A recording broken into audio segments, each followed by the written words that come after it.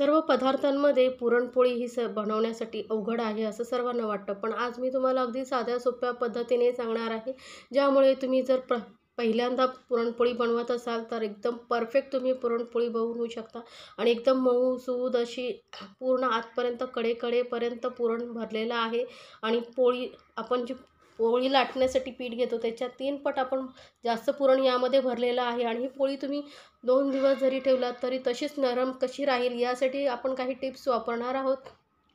आणि ट्रिक्स ज्यामुळे आपल्या पुरणपोळ्या एकदम मऊसूद आणि एकसारख्या रंगावरती होतात. तर यासाठी आपण सर्वप्रथम करणार आहोत काय, तर घेणार आहोत एक पाव किलो चणा डाळ. ती मी 3 ते 4 तास भिजत ठेवायची, जास्त वेळ भिजवायची नाही. आणि यातलं पूर्ण पाणी जे आहे आता आपण काढून टाकणार आहोत. डाळ चांगली भिजली गेली पाहिजे बघा, अशी तोडली ना तर पटकन तुटली गेली पाहिजे. ते 3 ते 4 तास भिजत ठेवलात की आपोआप इथपर्यंत अशी डाळ व्यवस्थित भिजली जाते. आता हे सर्व पाणी मी काढून टाकते. आता पाणी काढल्यानंतर ही डाळ आपण एका कुकरमध्ये घेणार आहोत घालून. तर सर्व डाळ मी कुकरमध्ये घालून घेते आणि याला आपल्याला शिजवून घ्यायचं आहे. आता सर्वात महत्त्वाचं म्हणजे यामध्ये पाणी किती घालायचं. जर तुम्हाला कटाची आमटी बनवायची असेल तर तुम्ही पाणी जास्त घालू शकता, पण नाही कटाची आमटी करायची आहे तर डाळीमध्ये डाळ भिजून कितपत पाणी पाहिजे हे मी तुम्हाला सांगते. तर पूर्ण आधी डाळ भिजेपर्यंत आपण यामध्ये पाणी घालून घेणार आहोत. तर बघू शकता. आणि डाळ पूर्ण व्यवस्थित लेवलमध्ये करून घ्यायची म्हणजे पाण्याचा अंदाज आपल्याला बरोबर येतो. बघू शकता 1 ग्लास आणि मी थोडंसं पाणी घातलेलं आहे. भिजून एवढं अर्धा इंच एवढे वरती राहील पाणी, एवढं आपल्याला पाणी घालून घ्यायचं आहे. आता या कुकरला मी कमीत कमी 3 ते 4 शिट्या करून घ्यायचे. 4 शिट्यामध्ये डाळ चांगली शिजते. आता तुमच्या कुकरला किती शिट्यांमध्ये डाळ चांगली शिजेल हे तुम्ही पाहून घ्या. कमीत कमी 3 ते 4 शिट्या तर लागल्याच पाहिजेत. आता आपली डाळ शिजते तोपर्यंत आपण कणिक मळून घेऊया. तर त्यासाठी बघा 1 मोठा कप मी इथे गव्हाचं पीठ घेतलेलं आहे. हे चाळून घेतलेलं आहे. गव्हाचं पीठ चाळूनच घ्या म्हणजे काय होतं यामध्ये दाणेदार असा कण वगैरे असतील तर ते निघून जातील. आणि पाव कप एवढा मी घेतलेला आहे मैदा. मैदा नक्की घाला गव्हाच्या पिठामध्ये, कारण यामुळे काय होतं असं छान असं लवचिकपणा येतो. त्यामुळे आपल्या पुरणपोळ्या फाटत नाहीत लाटताना. चवीनुसार घालूया मीठ थोडं कमीच घाला, जास्त घालू नका. आणि आता हे कणिक भिजवण्यासाठी आपण घेणार आहोत पाणी. तर पाणी कसं एका ग्लासमध्ये मी पाणी घेतलेलं आहे. आणि यामध्ये आता आपण घालणार आहोत हळद. तर अगदी थोडीशी हळद घालायची. 2 पिंच एवढी मी हळद घातलेली आहे. 1 कप पिठासाठी बस होते. आणि व्यवस्थित मिक्स करून घ्यायचं. आणि हे 2 मिनटं आपण असं साईडला ठेवून देऊया पाणी. म्हणजे काय होईल, ते हळदीची पावडर आहे ती खाली बसेल आणि फक्त आपल्याला वरती कलर हवा आहे. तो बघू शकता हळदीचं पावडर आहे ती खाली बसलेली आहे आणि फक्त वरती असा पिवळा कलर आलेला आहे, तोच आपल्याला हवा आहे. म्हणजे काय होतं, आपण ज्यामध्ये कणिक मळू ती आपली कणिक एक समान कलरची होते आणि थोडा हलका असा लाईट कलर येतो. त्यामुळे पुरणपोळी दिसायलाही खूप सुंदर दिसते. तर आता व्यवस्थित मैदा, मीठ आणि गव्हाचं पीठ एकत्र करून घेतलेलं आहे. आता हे आपण मळून घेणार आहोत. आधी यामध्ये आपण तेल वगैरे काहीच घालत नाही. तर ओतताना ना सावकाशपणे पाणी ओतायचं, कारण जी पावडर खाली बसलेली आहे ती वरती आली नाही पाहिजे. त्यामुळे आपल्याला फक्त पाण्याचा कलर हवा आहे म्हणून. तर आता जरी तुम्हाला असं पीठ मळताना वाटत असेल की कलर येत नाही, पण जशी आपण पुरणपोळी भाजू तसं त्याचा कलर उठून येईल. त्यामुळे आधीच आपण जास्त हळद घालू नका. बघा, तर व्यवस्थित पीठ मी मळून घेतलेलं आहे. जास्त मळायची गरज नाही. आधी सुरुवातीला आपण थोड्या वेळाने नंतर मळूच. जास्त वेळ न घालता फक्त आपल्याला असं एकत्र करून घ्यायचं आहे पीठ. हलकं असं बघा मळून घेतलेलं आहे, जास्त मळलेलं नाही आहे. तर आता हा एकत्र गोळा झालेला आहे. इतपत आपण हे पीठ मळून घेतलेलं आहे. आणि मी तुम्हाला दाखवते, आपण जे पाणी घेतलं होतं मळण्यासाठी त्यामध्ये बघू शकता तळाला पूर्ण हळद खाली बसलेली आहे आणि वरती फक्त आपण जे पाण्याचा वापर केलेला आहे. त्यामुळे एकदम असा लाईट कलर आपल्या पिठाला आलेला आहे. असाच कलर पाहिजे तरच आपली पुरणपोळी दिसायला खूप सुंदर दिसते. आता हे पीठ आपल्याला भिजत ठेवायचं. तर त्यासाठी काय करायचं आहे, एखादा असं कॉटनचा किंवा सुती म्हणजे असं पातळ कपडा घ्या. त्यामध्ये हे पीठ असं बांधून ठेवायचं.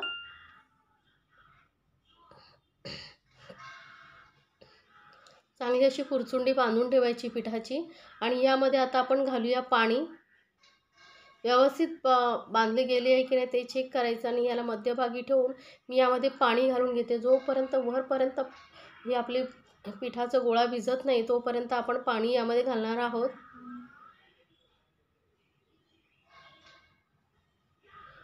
इतपत असं व्यवस्थित वरपर्यंत आपलं हे पीठ भिजलं गेलेलं आहे. इतपत आपल्याला हे पाणी घालून घ्यायचं आणि याला झाकून आपण कमीत कमी एक तासभर तरी असंच ठेवून देणार आहोत. तोपर्यंत आपण पुरण तयार करून घेऊया, कारण आपली डाळ ही शिजलेली आहे. तर हे पीठ मी ठेवते साईडला. बघू शकता आपली डाळ ही चांगली शिजली गेलेली, एकदम मऊ झालेली आहे. अशीच आपल्याला डाळ पाहिजे. डाळ चांगली शिजली गेली की आपलं पुरण पटकन होतं. तर आता ही पुरण वाटण्याची एक मी तुम्हाला ट्रिक सांगते, ज्यामुळे तुम्हाला फक्त 1-2 मिनटामध्ये तुम्ही पुरण आपलं तयार होईल वाटून. तर काय करायचं, हे पाणी जे आहे ते एक्स्ट्रा आपल्याला अशी एखादं चाळण घ्यायची आणि त्यावरती आपण हे पूर्ण डाळ काढून घ्यायची, म्हणजे त्यामधलं जे एक्स्ट्राचं पाणी आहे ते निघून जाईल. तर चाळण असेल तर त्याचा वापर करा. हे पूर्ण जे डाळीतलं थोडंसं पाणी आलेलं आहे, जास्त नाही. आणि ते पाणी आपण आमटीमध्ये किंवा कटाची आमटी तुम्ही बनवायची असेल तर तुम्ही जास्त पाणी घालू शकता, पण शक्यतो ना जास्त पाणी घालू नका. त्यामुळे काय होतं, डाळीची चव जी आहे ती निघून जाते आणि पुरणाला तेवढी टेस्ट येत नाही. त्यामुळे मी फक्त बघू शकता थोडंसंच पाणी आपलं आलेलं आहे, त्याचं मी आमटीमध्ये वापर करणार आहे. ते फेकून द्यायचं नाही. आता हे एक 2-3 मिनटं ठेवल्यानंतर बघू शकता पूर्ण पाणी जे आहे एक्स्ट्रा निघून गेलेलं आहे. हे पाणी आपण साईडला ठेवूया. आता ही डाळ आपण लगेचच गरम असताना अशी चाळणीवरती चांगली चाळून घ्यायची आहे, म्हणजे काय होईल, गरम असल्यामुळे पटकन वाटली जाते. आपण जेव्हा डाळीमध्ये गूळ घालून मग शिजवून जेव्हा पुरण वाटायला जातो ना, तेव्हा ते घट्टसर होतं. आपण घट्ट होईपर्यंत शिजवतो ना, मग ते वाटण्यासाठी आपल्याला पुरण तयार करण्यासाठी वाटण्यासाठी खूप वेळ लागतो, पटकन वाटलं जात नाही. त्यामुळे ही पद्धत नक्की वापरून बघा. डाळ आधी आपण व्यवस्थित चाळणीवरती अशी चाळून घ्यायची आहे, म्हणजे तुम्ही स्मॅशरने स्मॅश करायला गेलं तर काय होतं, एखादा कण राहू शकतो, व्यवस्थित पुरण तयार होत नाही. आणि मग जेव्हा आपण पुरणपोळी लाटतो ना तेव्हा ती फाटते. त्यामुळे असं चाळणीवरती चांगलं घासून घासून जर तुम्ही पुरण तयार केलं तर पटकनही होतं आणि एकदम मऊसूद असं आपलं पुरण तयार होतं. तर डाळ बघू शकता मी पूर्ण अशी आपली चाळून घेतलेली आहे. चाळणीला लागलेलं हे पूर्ण पीठ आहे ते मी काढून घेते. एकदम झटपट अशी आपली ही डाळ वाटून झालेली आहे. ते आता एका पॅनमध्ये घेते, किंवा तुम्ही जाड बुडाची कढई वगैरे घ्या. पातळ जर घेतलात ना तर खालून लागू शकते. त्यामुळे थोडी जाड बुडाची कढई किंवा नॉनस्टिक पॅनचा वगैरे वापर करा. आता हे पूर्ण डाळीचे पुरण आपण यामध्ये काढून घेतलेलं आहे पॅनमध्ये. आता थोडंसं हलकंसं आपण मिक्स करून घेणार आहोत. तर बघू शकता कुठेही तुम्हाला कण वगैरे दिसत नाही. त्यामुळे स्मॅशरने स्मॅश न करता चाळणीवरती असं चाळून घ्या. पुरण घासून घेतलं डाळ की व्यवस्थित आपलं पुरण तयार होतं. आता यामध्ये गूळ किती घालायचं, तर जेवढं आपण चण्याची डाळ घेतली आहे तेवढंच गूळ घ्यायचं आहे आणि बारीक चिरून घ्या. शक्यतो जेवढं बारीक चिराल तेवढं काय होतं, हा गूळ लवकर वितळतो आणि आपलं पुरण लवकर तयार होतं. जर तुम्ही असं जाडसर गूळ चिरलात तर त्याचे कण राहू शकतात, लवकर वितळले नाही तर. त्यामुळे बारीक चिरून घ्या. या मी ज्या टिप्स सांगते ते तुम्ही फॉलो करून जर पुरणपोळी बनवला तर तुमची पुरणपोळी 100% यशस्वी होईल, अजिबात बिघडणार नाही. आता यामध्ये आपण पुरण गूळ घातल्यामुळे आपलं पुरण जे आहे पातळ होईल. थोडा वेळ पातळ होतं आणि जसं जसं आपण याला घट्ट शिजवत जाऊ एकदम परफेक्ट असं आपलं पुरण तयार होतं. आता आपलं पुरण तयार झालं की नाही हे ओळखण्याची ही एक ट्रिक असते, जी मी पुढे जाऊन तुम्हाला सांगणार आहे. तर सतत मिक्स करत आपण याला घट्ट होईपर्यंत शिजवून घेणार आहोत. बघू शकता जास्त वेळही लागत नाही, लगेचच आपलं पुरण तयार होतं. लगेच घट्ट व्हायला लागलेलं आहे. आता थोडं पुरण इतपत घट्ट झाल्यानंतर यामध्ये ना मी घालते वेलची पावडर. वेलची थोडीशी ना साखरेमध्ये वाटून घेतली होती मी. वेलचीचा फ्लेवर खूप छान येतो. आणि थोडीशी अगदी पाव चमच्यापेक्षाही कमी मी हळद घातलेली आहे. पुरणामध्ये जर हळद पावडर घातली तर कलर खूप छान येतो आणि त्याचा इफेक्ट आपल्या पुरणपोळीवरती येतो. म्हणजे पुरणपोळीचा आतून कलरही खूप म्हणजे असं उठून येतो. तर तुम्ही बघू शकता पुरणपोळी झाल्यानंतर कलर किती सुंदर आलेला आहे आपल्या पुरणपोळीला. तर पुरणामध्ये थोडीशी हळद घातल्यामुळे आपल्या पुरणाचा कलरही बघा मस्त चेंज झालेला आहे. जास्त नाही घालायचं, फक्त हलकासा पाव चमच्यापेक्षाही कमी घातला तरी चालेल पाव किलो पिठाला. तर हे बघा, असं एखादा चमचा आतमध्ये रोवून बघायचा. चमचा जर व्यवस्थित तसंच्या तसं राहिला म्हणजे आपलं पुरण तयार झालेलं आहे. इतपतच आपल्याला हे घट्ट करायचं. जास्त घट्ट करू नका, नाही तर ते कडक होईल आणि मग पुरणपोळी लाटताना त्रास होईल तुम्हाला.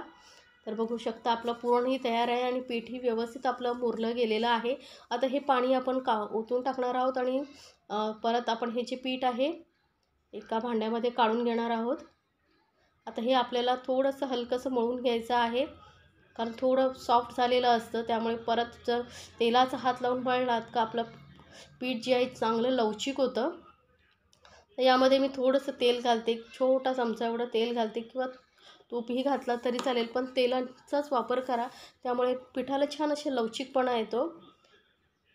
जास्त तेलाचा न वापर करता आपण ही पुरणपोळी बनवलेली आहे. तर तुम्हाला कशी वाटली मला कमेंट्समध्ये जरूर सांगा. आणि या टिप्स ज्या मी तुम्हाला सांगते त्या फॉलो करून जर तुम्ही पुरणपोळी बनवला तर 100% मी गॅरंटी देते की तुमच्या पुरणपोळ्या छान अशा फुललेल्या होतील. आणि पौष्टिकही आहे, कारण यामध्ये आपण गव्हाच्या पिठाचा जास्त वापर केलेला आहे. तर थोडंसं हलकंसं आता आपण हे पीठ मळून घेणार आहोत. बघू शकता मस्त सॉफ्ट असा आणि लवचिकपणा आलेला आहे. असा लवचिकपणा पिठामध्ये आला पाहिजे, म्हणजे आपली पुरणपोळी जेव्हा आपण लाटतो तेव्हा ती फाटत नाही आणि एकदम मऊसूद अशी आपली पुरणपोळी तयार होते. जास्त वेळ नाही, 1 मिनिटभर आपण हे पीठ मळून घेतलेलं आहे. तर पीठ आपलं मळून झालेलं आहे. आता याची एकदम छोटा लिंबूपेक्षाही छोटा बॉल घ्यायचा आपल्याला. जास्त पिठाचा वापर करायचा नाही आहे.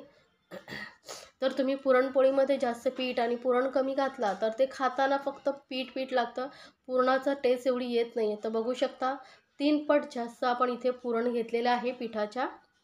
असं इतपत आपल्याला हे पुरण भरून घ्यायचं आहे. आता ह्या गोळ्याचं आपण पारी बनवून घेणार आहोत. 5 बोटांच्या साहाय्याने काय करायचं आहे, मध्यभागी थोडं जाडसर ठेवायचं आणि कडेच्या साईडने पातळ करत यायचं आहे. हे लवचिकपणा आल्यामुळे ते ताणलं जातं पटकन. तर बघू शकता वरच्या साईडने मी फक्त असं हलक्या हाताने ओढत जाते, त्यामुळे आपली पारी जी आहे मोठी होत जाते. आणि नंतर काय करायचं आहे, मध्यभागी पुरणाचा गोळा ठेवून फक्त कडेच्या साईडने असं वरच्या साईडला ओढत यायचं आहे आणि याला बंद करून गोल आपण व्यवस्थित गोल करून घ्यायचं आहे. आणि थोडंसं हलक्या हाताने दाबून याला तुम्ही ना पुरण जे आहे असं पसरवलात का पुरणपोळीच्या कडेकडेपर्यंत पुरण व्यवस्थित पसरलं जातं. व्यवस्थित पसरवून घ्यायचं. आता पोळी लाटण्यासाठी आपल्याला इथे ना तांदळाचं पीठ घ्यायचं आहे. तांदळाचं पीठ ना थोडंसं असं खसखशीत असं, त्यामुळे काय होतं पुरणपोळी व्यवस्थित लाटली जाते, अजिबात चिकटली जात नाही. आणि जास्त नाही, हलकं हलकंसंच पीठ लावून घ्यायचं आहे. मी या पद्धतीने एकदा नक्की बनवून बघा. लाटणीलाही थोडंसं असं पीठ लावून घ्यायचं आणि हलक्या हाताने फक्त लाटत जायचे गोल. आणि शक्यतो ना दोन्ही साईडने आपल्याला हे पुरणपोळी लाटून घ्यायची. एका साईडने हलकी अशी लाटून झाली की पलटून आपण दुसऱ्या साईडने लाटून घ्यायची. म्हणजे काय होतं, तर तुम्ही एका साईडनेच लाटत गेलात ना तर खालच्या साईडने पोळी ना जाडसरच राहते आणि वरच्या साईडने पातळ होते. त्यामुळे दोन्ही साईडने अलटून पलटून तुम्ही जर पुरणपोळी लाटलात तर एकसमान ही पोळी लाटली जाते दोन्ही साईडने. बघू शकता आणि किती मस्त पुरण आतपर्यंत भरलेलं आहे. बघू शकता एकदम बाहेर असं दिसतंय इथपर्यंत ट्रान्सपरंट आपली ही पुरणपोळी होते, कारण आपण पिठाचा गोळा जो एकदम छोटा घेतलेला आहे. तर दोन्ही साईडने अलटून पलटून आपण ही पुरणपोळी लाटून घ्यायची. शक्य असेल तर नक्की या पद्धतीने करून बघा. हलक्या हाताने लाटायची आणि जेवढी तुम्हाला मोठी करता येईल, पातळ पोळी लाटता येईल तेवढी लाटून घ्या. जास्त जाड ठेवायची नाही. बघू शकता एवढी छोट्याशा गोळ्याची आपण केवढी मोठी पोळी बनवलेली आहे लाटून. हलक्या हाताने फक्त असं पोळपाट आता फिरवत गोल गोल याला लाटून घ्यायचं आहे. कलर बघू शकता किती सुंदर आलेला आहे आपल्या पुरणपोळीला. आणि आता याला आपण तव्यावरती घालून घेणार आहोत. तर पॅन घेतलेला आहे, एकदम मध्यमवरती पॅन ठेवायचा आहे गॅसवरती. आणि थोडासा शेकली गेली याला पलटून आपण दुसऱ्या साईडने शेकून घ्यायची. तर पुरणपोळी बघू शकता मस्त अशी फुगायला लागलेली आहे. टम्म अशी फुगते ही पुरणपोळी. तर वरच्या साईडने तुम्ही तेल तूप जे तुम्हाला लावायचं आहे ते लावू शकता. तेलामध्ये किंवा तुपामध्ये ही पुरणपोळी बनवलेली खूप छान लागते. तर टम्म अशी फुगली गेलेली आहे आपली पुरणपोळी. बघू शकता मस्त दिसते आणि दिसायला जेवढी सुंदर आणि तेवढीच खाण्यासाठी ही चविष्ट अशी झटपट तुम्ही पुरणपोळ्या बनवू शकता. वरून मी तेल लावून घेते.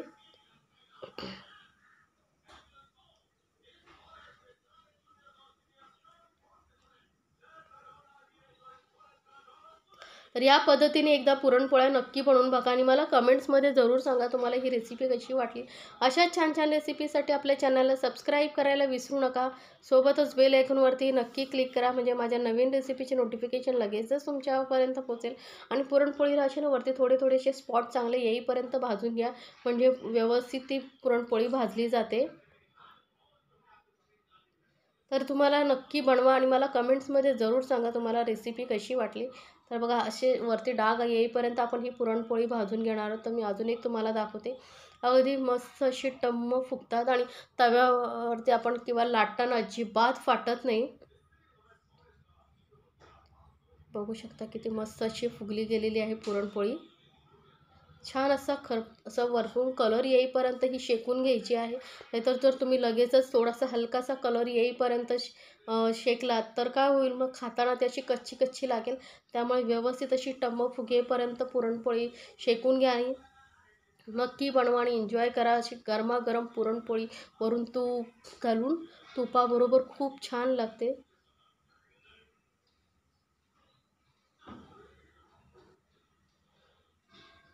तर आपल्या पुरणपोळ्या मी या पद्धतीने सर्व बनवून घेतलेल्या आहेत. खूपच छान लागतात. तर नक्की बनवा आणि रेसिपी आवडली तर तुमच्या फ्रेंड सर्कलमध्येही जरूर शेअर करा, म्हणजे त्यांनाही या पुरणपोळीचा आनंद घेता येईल. ज्या मी टिप्स सांगितलेल्या आहेत त्या फॉलो करून तुम्ही नक्की बनवा. तर बघू शकता किती मऊ अशी आपली ही पुरणपोळी झाली आहे. थंड झालेली आहे तरी किती मऊ झालेली आणि आतपर्यंत बघा कडेकडेपर्यंत पुरण छान असं पसरलं गेलेलं आहे. खूप छान अशी फुगलेली आपली पुरणपोळी झालेली आहे.